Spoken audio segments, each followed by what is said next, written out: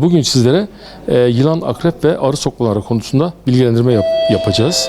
Özellikle Gaziantep bölgesi sıcak iklime sahip olması nedeniyle akrep ve yılanların insanlara yönelik ısırma ve sokmalarına açık bir bölgeyi teşkil eder. Dünyada yaklaşık 3000 tür yılan olup bunların yaklaşık %10'u yani 300 tanesi zehirlidir. Ülkemizde de yaklaşık 50 tür yılan olup bunlardan 16 tanesi zehirlidir. Bölgemizde de bu zehirli yılanlardan engerekler ve kobra, mısır kobrası mevcuttur. Tabii sıcak dönemlerde bu tür sürüngenlerin ve eklem bacaklıların sokma ve ısırma olayları artmakta. Yılan ısırığı, zehirli yılanlar çoğunlukla elips şeklinde bir göz yapısına sahip olur. Üçgen şeklinde bir kafa yapısı vardır.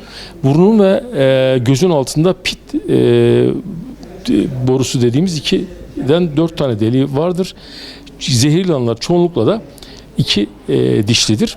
Yılan sokması sonrası tabii hematolojik ve nörolojik bir takım patolojiler ortaya çıkar. Bölgemizdeki yılanların çoğu hematotoksik dediğimiz venomlara yani zehirlere sahiptir. Bu kanama diyatezlerine yol açar. Bunun dışında kardiyak toksik dediğimiz kardiyak hücreler üzerine, kalp hücreleri üzerine de etkileri ve gene beyinde nörolojik sistem üzerinde de etkileri vardır. Yılan soktuğu zaman ne yapmamız gerekiyor? Basitçe bunu anlatalım. Genellikle halkımız bu tür şeyleri basın yayın organları tarafından özellikle filmlerden bilgilenir ve bir takım yanlış bilgilere sahiptir. Bir yılan ısırması durumunda öncelikle yapılması gereken şey o bölgeyi temiz ve sabunlu ılık suyla yıkamaktır. Onun dışında emme, dağlama ya da turnike uygulama gibi yanlış yöntemler uygulamamak gerekir.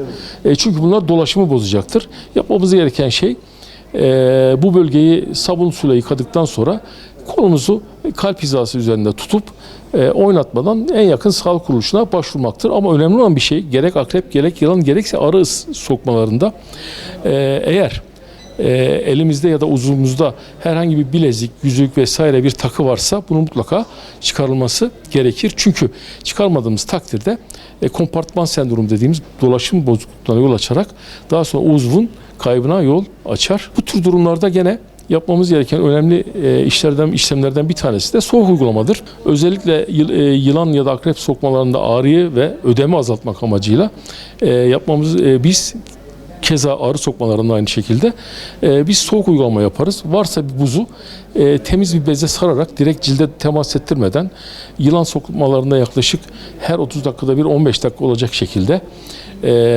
sokma bölgesine temas ettirerek bölgede biz damar daralmasına yol açarak zehrin kana geçmesini geciktiririz.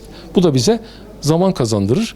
Arı sokmalarında özellikle ağız, dil ve dudaktan sokmalar bizim için önemlidir. Çünkü bu bölgede gelişecek bir ödem nefes almayı zorlaştıracağı için özellikle dilde, ağızda, damakta oluşacak sokmalar sonucunda biz kişilerin özellikle arı sokmalarında çünkü çok yaygın. Ne yapsın insanlar? Neden şüphelensin vatandaşlarımız?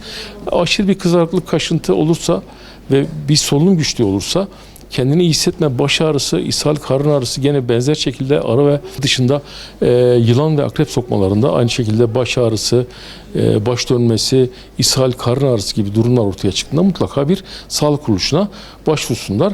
Nasıl önleyelim? Öncelikle endemik olan bölgelerden uzak duralım.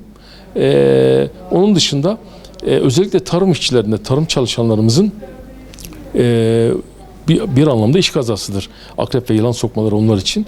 Güvenlik önlemlerini alması gerekiyor. Çalışırken ona uygun ayakkabılarının ve eldivenlerin kullanılması önemli oranda bu korunmayı sağlayacaktır.